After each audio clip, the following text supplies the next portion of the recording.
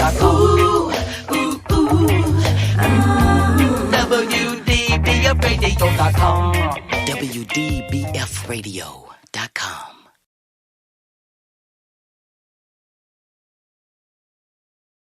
Welcome back, and we're going to be doing a little version of Three Amigos and Libros today. Max has just joined us. Andrew is with us. I think I'm still here. But before we bring Max in, Andrew has a point to ponder and some food for thought left over from the last segment. The wreath is yours, sir. Thank you, Steve. So I was really talking about sort of how the Red Book Room came about. What was the idea? And I talked a lot about from a collective perspective what I was looking for. But I also have my own Red Book business. It's called theaccidentalbookseller.com. And I, as a dealer, there was something more that I was looking for, right? So Steve, you had a guest on your program a few months ago who said something I just really loved. He talked about how platforms like ABE and eBay are about online book listing, not book selling. And that really resonated with me. I thought it was just a wonderful way to sort of frame it. And don't get me wrong, my business would not exist without the platforms, right? My business would not exist without the virtual book fairs. Well, you're carving out a unique niche. Yeah. So,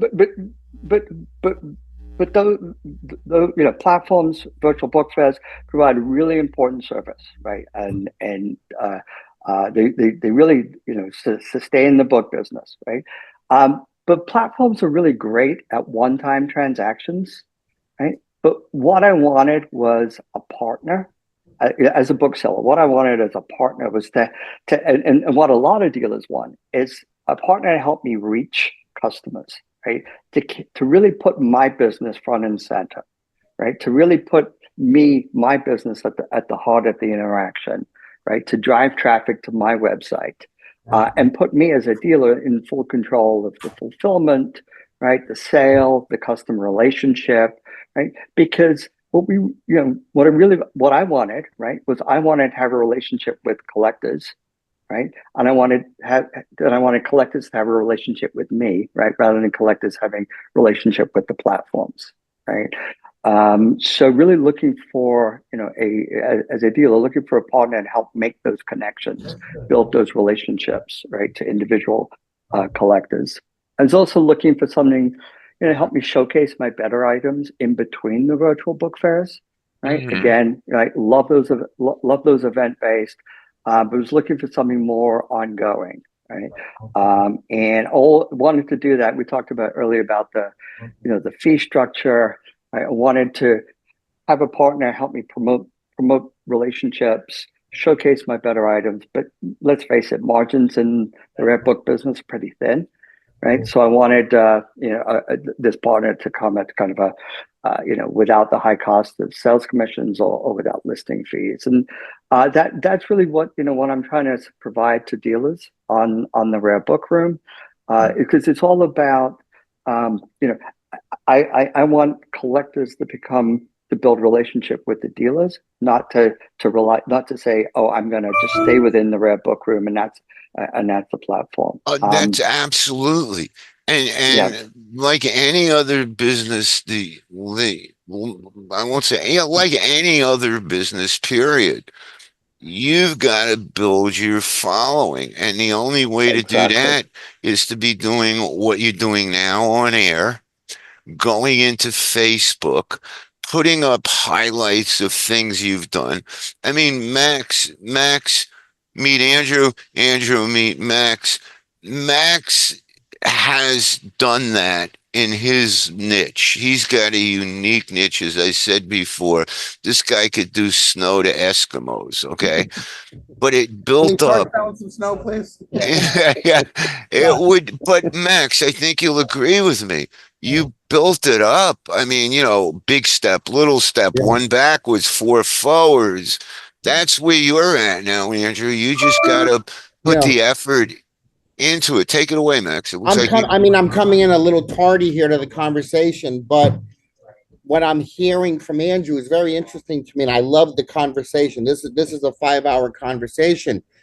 And Andrew, I'm not sure if I understand what you mean by a partner, but when I hear you talking about it with this vehicle, Not financial, not financial, more right, philosophical. right. I consider an eBay a partner in my business. I consider Whatnot a partner in my business, Amazon, Instagram, because they have the global reach. Mm-hmm. I mean, I'm selling more and more to the international audience every week, every month, every year of my life. And if I was an ABAA member and I just paid someone to maintain a website for me, I could never imagine having the global reach that Yep. eBay has. And eBay has not only changed my life and turned my life upside down from what it previously was for decades before, but it has renewed my faith in the secondary used book market. Yeah. So What- look, yeah. No, Max, go ahead, Andrew. Yeah, Go ahead. Max, there's no doubt that eBay, ABE, Biblio, right, have have absolutely transformed the rare book market, right? Has enabled sellers to reach a global audience in a way that they never could before, right? Mm-hmm. I wouldn't call that a partner, right? Just what I would say is that the purpose these marketplaces, right? They're platforms, right? What their objective is to keep collectors in the platform, right? They want to get their, they provide a terrific service, right? It allows dealers to connect to literally millions of customers, but it kind of does come at the price of the dealer sacrificing their Intimacy with the client. the intimacy with the client, right? Their brand, right? Their ability to build relationships, right? One on one. And yes, you can have preferred sellers in eBay, and don't get me wrong, I buy from eBay. I have my preferred sellers on eBay. I sell on eBay. This is, we're not competing with eBay, right? What we're doing is we're providing a niche service, right? Mm-hmm. And our goal, right, the way I think about it is, the goal of a platform is to keep people in the platform, right? They never want you to actually escape the boundaries of the platform, right? With the Rare Book Room, kind of think of ourselves as we're like the wardrobe in the Narnia series. Mm-hmm. We want you to walk through that door because you have no idea what you're going to find on the other end, right? We want to connect the collector to the dealer, right, and have that real deep, in-depth personal connection, right, rather than have a relationship with a platform. But how wide of a net can you personally toss out there in comparison to what eBay has already established? Now, I have dealers and I have collectors who buy from me every day. 34% of my daily customers are actually repeat customers. So I built an audience of people who like to buy what I get to list on that market. But the market is undoubtedly changing. It's evolving quicker than anyone can really imagine at this point. Steve understands that from what I'm doing for him right now. Right. But I understand that we're trying to build an intimacy of the bookstore with the future client, the prospective clients. But I think the market is moving so vastly quicker than that. For me, I need to cast a wide net, and I need to cast the widest net. And you guys aren't you guys are using the word platform in a way that's like, I don't think platform is the right word to use. Your goal, Andrew, is to maintain intimacy with the clients that are using the site. Max does the same thing, but it's not 100%. I think you want to get a large amount of intimacy, but where you're using the word platform versus app and whether it's a partner or not, that's kind of more philosophical. Basically, you both want to grow your businesses. I think we got stuck in a little bit of semantics there.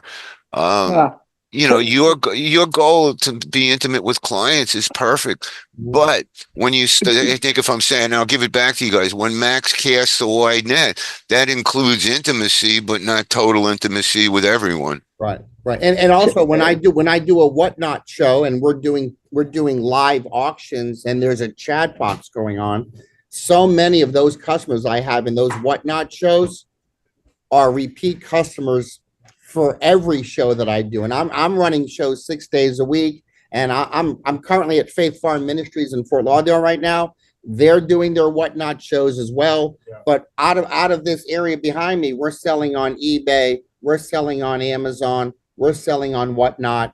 I mean, the market is so vast for us that that we have to cast wide nets to sell the books. I got a strange. Go ahead. Wait. And go Max, ahead. Go ahead. Right. And Max, with all due respect, you're framing this as an either or. And no. I'm not framing it as an either or. I'm framing it as an and. Okay.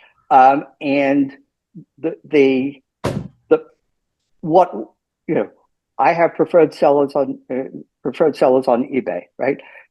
Every time they list the book, right, I find something. Right. Mm-hmm. That's wonderful. I have no idea, right? They don't know me in terms of what I want, right? They don't provide me any kind of education. They don't help me uplift my knowledge, right? They don't give me advice. They don't give me counsel. They don't help me identify what books I should be thinking about, right? Where is the marketplace going, right? All they are, right? They're vendors. Mm-hmm. And don't get me wrong, I love them because I get great books from them, right? But I'm not getting advice. I'm not getting counsel. I'm not getting support. And if you think about it, right, every book that's offered on eBay, right, is open to everybody, right? The best books, right, are the ones that only get sold directly from a dealer to a collector, right? Those are the best items, right? Because the dealer is looking to help a collector build up their collection, right? Doesn't want to have to pay the commission fees or the hassle of listing on eBay because they know what their collector is interested in. What do you mean by better, though? I'm not sure if I understand what you mean by that's a better book, because if I sell a book on some alternative vitamin, a little 24-page pamphlet on a vitamin that proclaims it can cure cancer, and somebody buys that book from me for $25, I don't know if better is the right word. Okay. Better, I think, would be, we're applying a price range to it, I suspect. And one of the things, let me say, in case you didn't pick up on this, what's very unique about what Andrew is doing is he has replaced the physical brick and mortar co-op shop with his co-op shop online. It's a different avenue. Okay, I didn't know. I love that. And what he is looking for, and when you said to me, you don't want $20 books like Sotheby's or Christie's or PBA, do you, Andrew, have a minimum price in mind for, better books? I think that's what you're talking about. Better books meaning really rare stuff. Am I correct in that? Yeah, that's exactly right. So we do have a minimum threshold. It's about $100, but candidly, the dealers that are exhibiting on our site, I mean, that's in many ways that could be kind of low end for them, right? That's the dealer that we're going for, and by better I mean from a collective standpoint, right? And from a dealer standpoint, right? The one-on-one offer. Hey, I have this book, right? As a dealer, I have this book, right? I know that it lines up with your collecting interest, right? I'm going to offer it. The dealer's going to offer it to the collector directly, right? That book never comes on the market, right? It's a one-on-one sale, right? We're going to have to hit a break, guys. So hold that thought. We'll be back with Max. We'll be back with Andrew. And if I'm still around, I'll be here too. Books in their home library shelves now.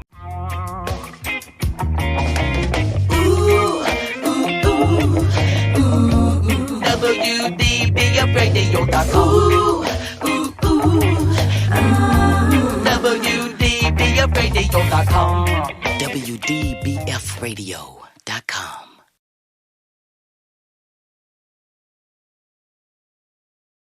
Here's Steve the Bookman Eisenstein. Welcome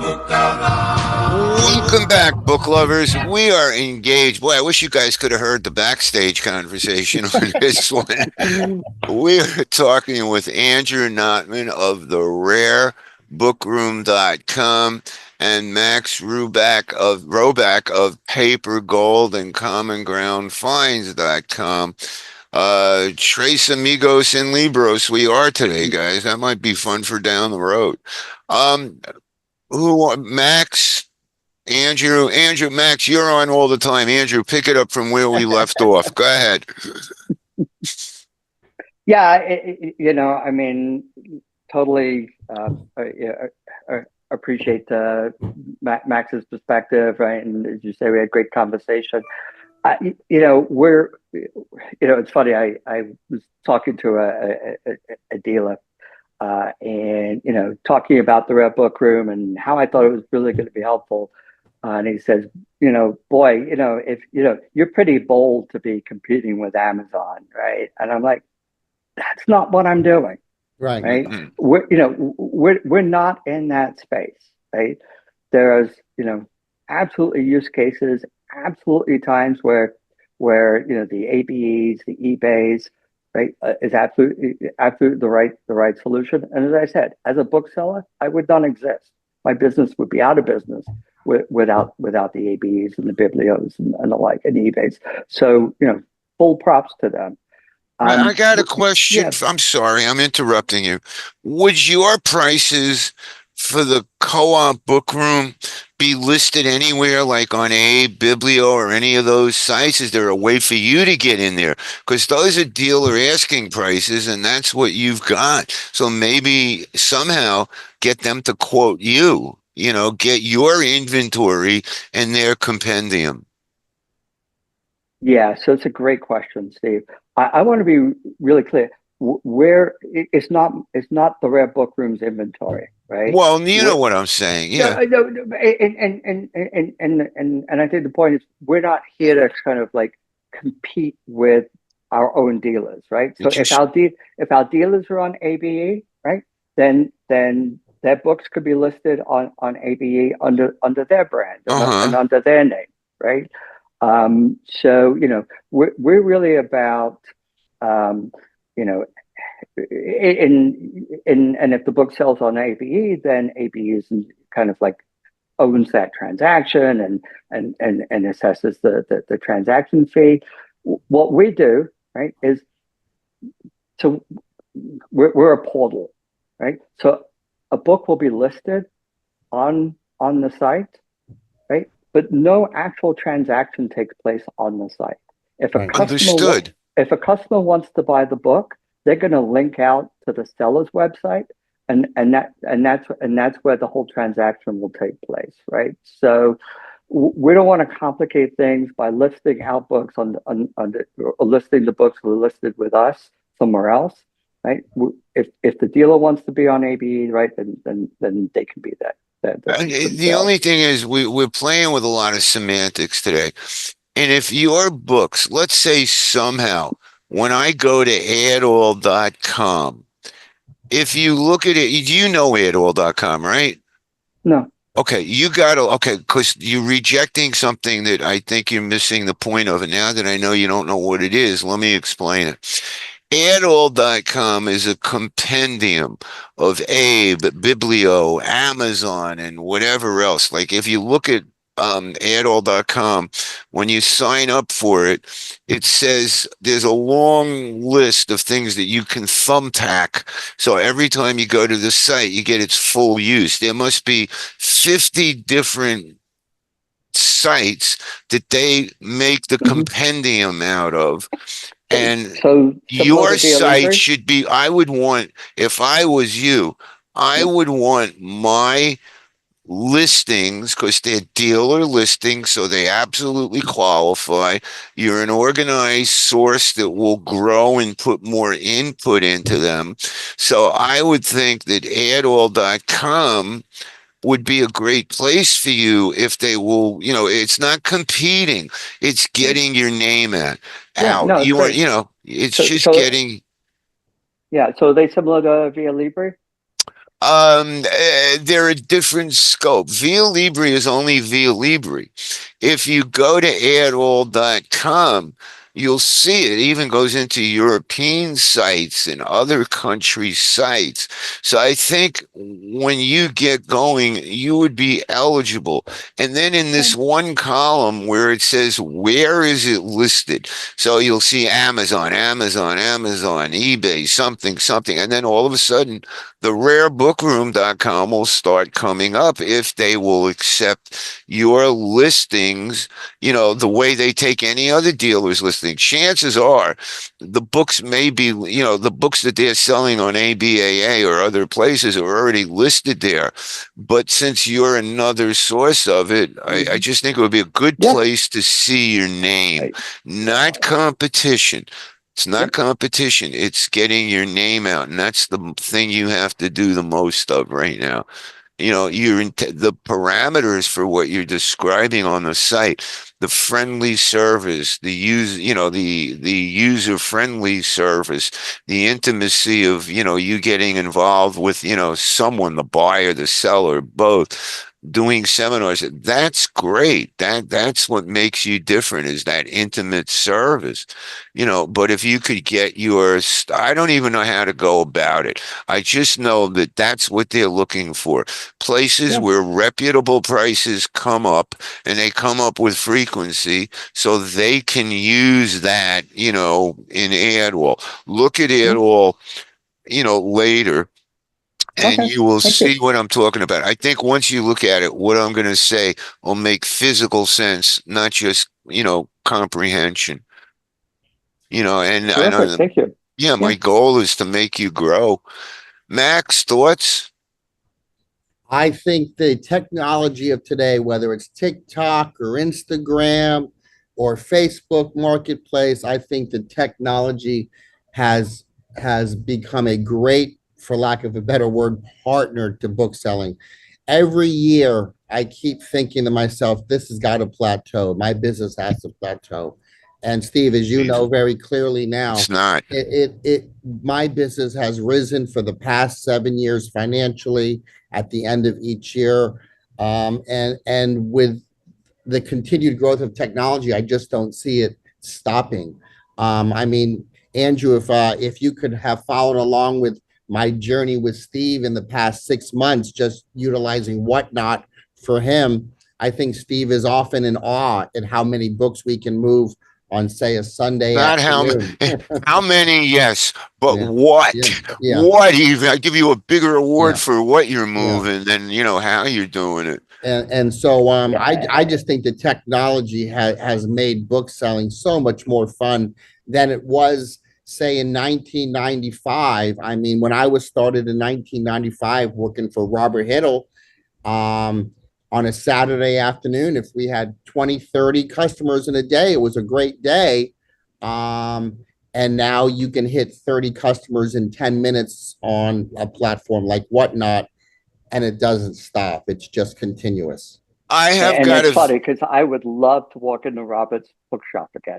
I I I miss it. I I miss it every I miss day.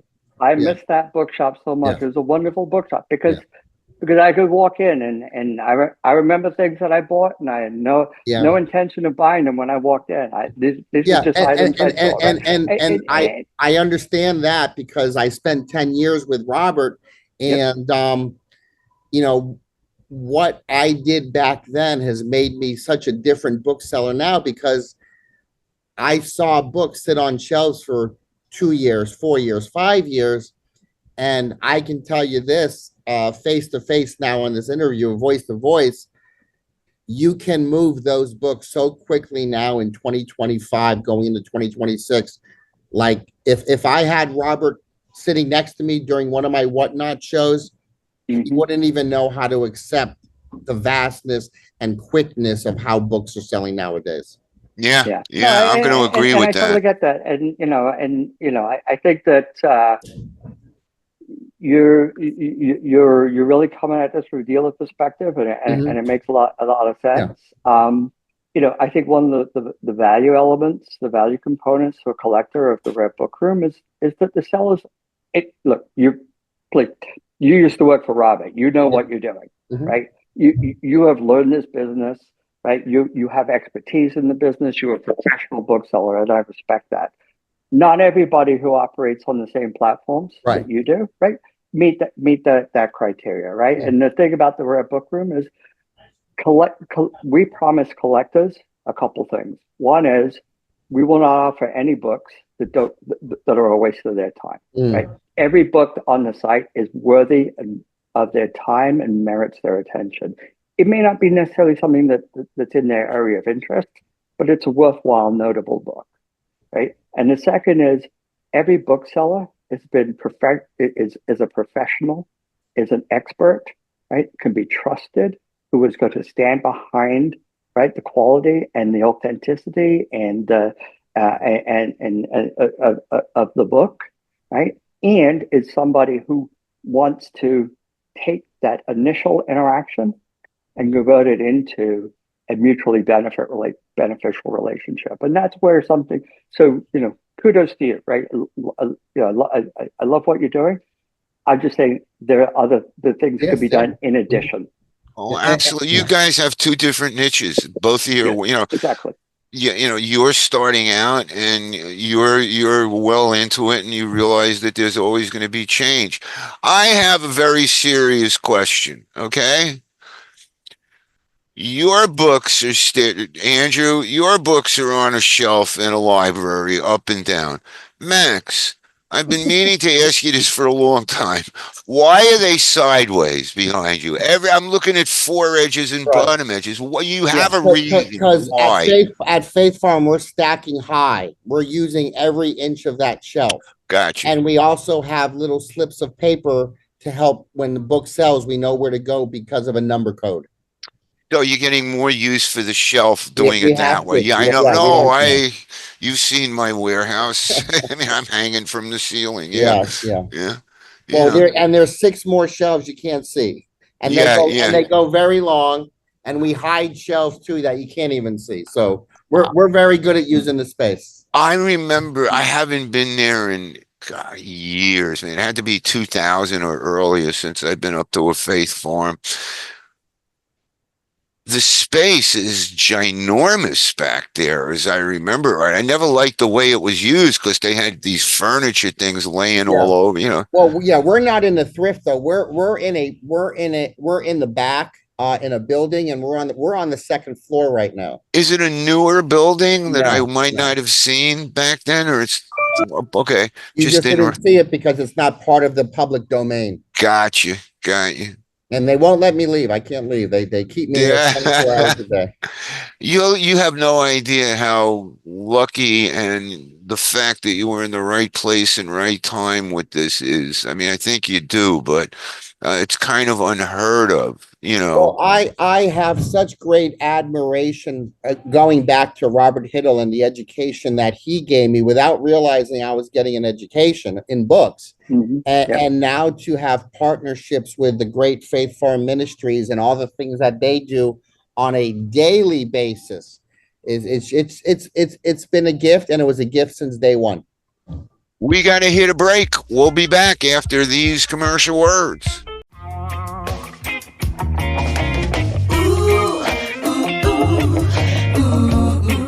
WDBFradio.com. WDBFradio.com. WDBFradio.com. Time.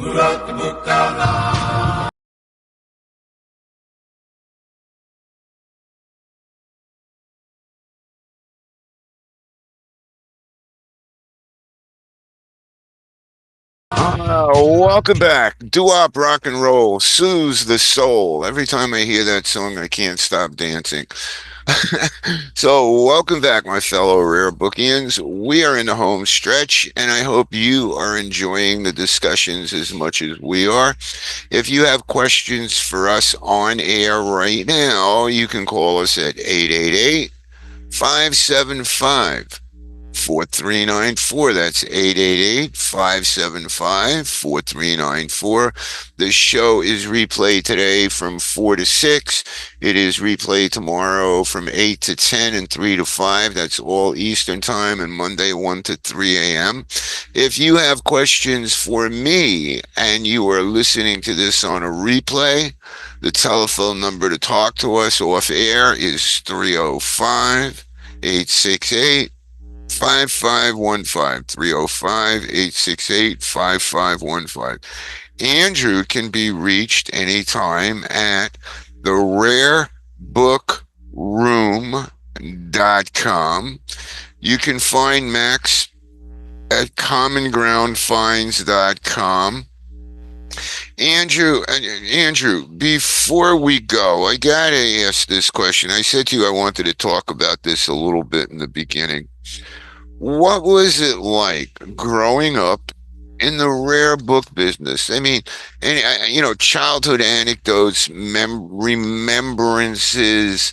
Dad comes home one day, as I jokingly said before, honey, I found an Abraham Lincoln, or, Tamerlane, or some unknown treasure. Tell us, what stands out in your mind, a couple of anecdotes. Yeah, so it's funny. Unfortunately, there was no Tamerlane in our background. Money was always a little bit tighter than that. Yeah, well, welcome to the book world. So yeah, exactly. So by the time I was 13, I had cataloged hundreds of books. I knew how to identify first editions, although we're all still learning that, right? Yeah. I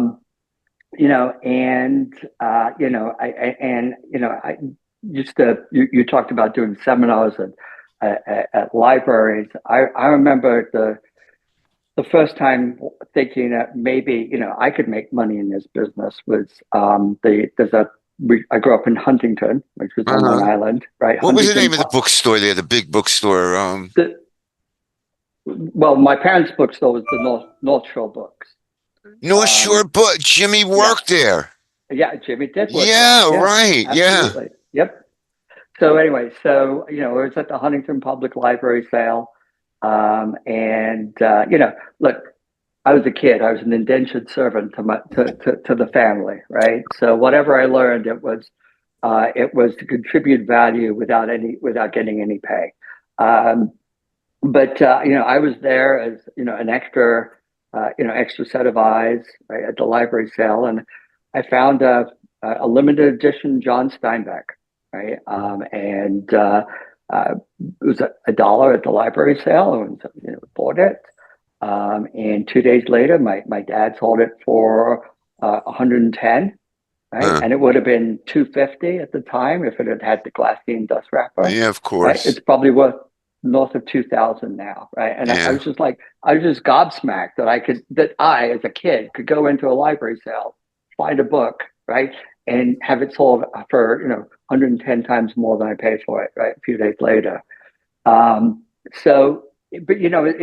It's funny. I used to go into the city with my dad on book buying trips, and had no understanding at the time, right, who I was meeting with. Right? It's only in retrospect that I'm thinking, I can't believe that I met these people. Who were some of the ones? Yeah, so like Bob Wilson at the Phoenix Bookshop, Margie Cohn at House of Books, Andy Brown at Gotham. The last of the Fourth Avenue bookshops was still Yeah. around, right? It was Biblo and Tannen, and I I met was just going to say yeah, their name. Yeah. yeah, it was Biblo and Tannen, and I met Jack Tannen, right? And at the time, these were just booksellers. I didn't know them, right? It's only now when that I think about, wow, I can't believe that I got to meet Look, these people. But in terms of great buys, I have to say the one that I remember the most is my father being reached out by a collector who had something like 9 of the first 11 editions of Joyce's Ulysses, oh, wow. right? And Wow. so we went to their apartment, and he just bought them out, Yeah. right? And it's like, my gosh, right? It's just and it's funny. It's so much harder in those days to put a collection like that together, right? Yeah. Yeah. Now if you've got a credit card with a big enough limit, you can do that. But at that time, it was a lot harder to buy books, right? So You mentioned that was quite a collection. Biblo and Tannen. I don't Yep. know if you were aware of this, but when the Miami-Dade Public Library had it was the 1968 traveling combined book exhibit that had gone all around the country, wound up in the basement.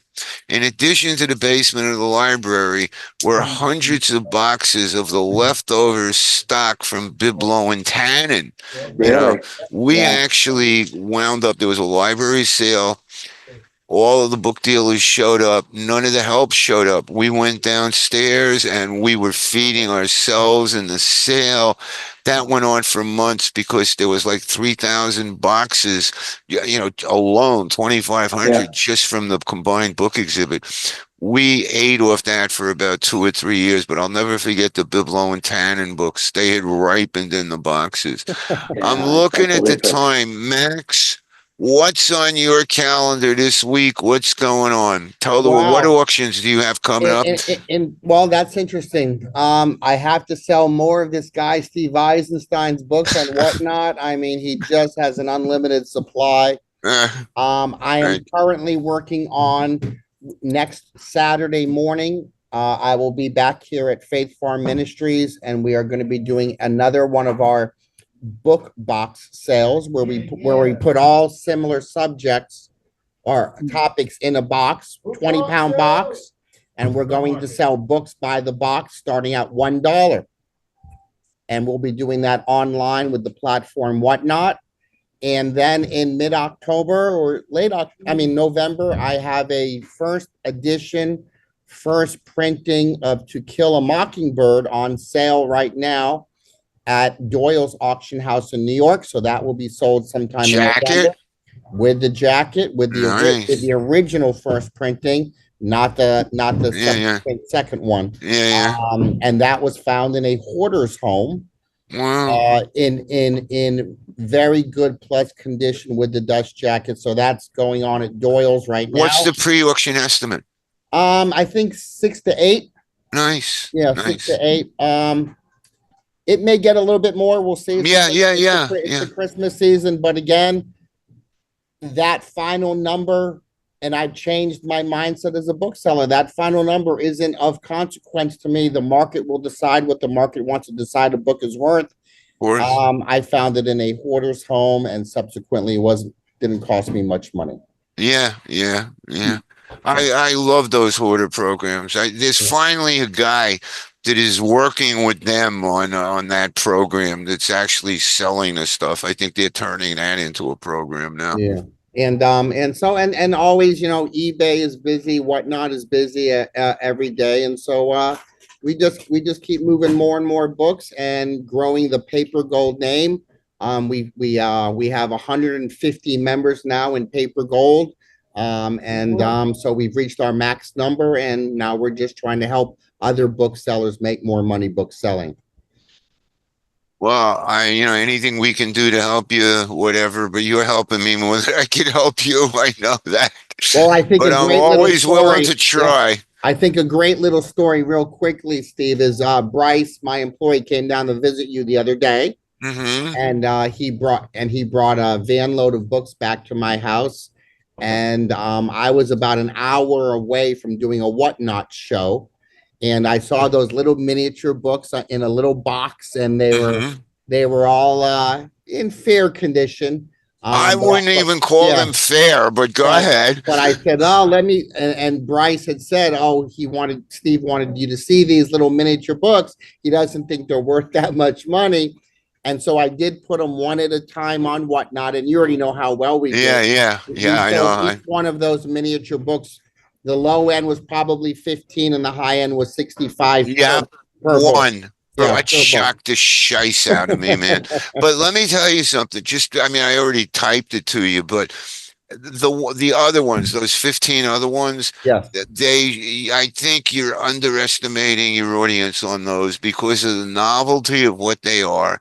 And I use the word modern in the description. No, they're not modern. They're 60s, 70s. Mm-hmm. I'm willing to risk it and see what would happen with those, in one of the Sunday auctions. Guess what? You'll see it tomorrow morning. Oh, okay. 11 or 1. 11 tomorrow's an unusual start time. It's 11:45. 11:45. I'm glad I asked. Yeah, I know you're fluxing on that. Well, we got about 2 minutes left, guys. I want to thank both of you. I definitely would like to redo a show like, Max, you're on you're on Saturday at the second Saturday of the month. But Andrew, we'd love to have you on again. As things develop, keep me posted. Pretend I'm a press, I'm a newspaper or whatever. Send me the press kits, whatever you send me, I'll promote on the show, when I get it. That's really kind, Steve. Thank you. Thank you. And I've really enjoyed my time. Well, we did too. I want to thank both of you. We're going to be exhibiting at the Florida Antiquarian Book Fair in March, as I said to you earlier, but I'll give you a reminder, and I'll say the same thing to you, Max. If you have something about Faith Farms or, paper gold or anything that you want distributed at the book fair, send me a box of flyers beforehand, and I will put them on the press table and in my booth. Same thing, Max, around the book fair. It would be great timing, and you'll get some good publicity out of it. Any closing thoughts? We got 1 minute left. Let's keep selling more books. That's my closing thought. All right, I agree. More the better. I am really looking forward to tomorrow. It should be fun. Yeah. And now that I'm getting up, with energy, right. Takes me 2 hours to get out, but I know how to start early. Yeah, Edie's laughing in the background. So, as I like to say at the end of the show, if Roy Rogers and Dale Evans were book dealers, we would be singing happy book sales and buys to you, but happy book sales and buys to you. Ciao for now till we meet again. Day, gentlemen. Have a great day. You too, guys. Thanks, Max. Thanks, Andrew.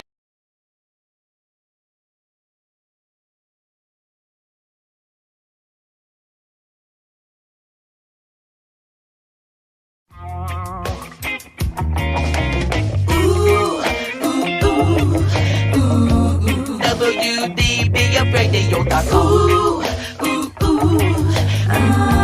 WDBFradio.com. WDBFradio.com.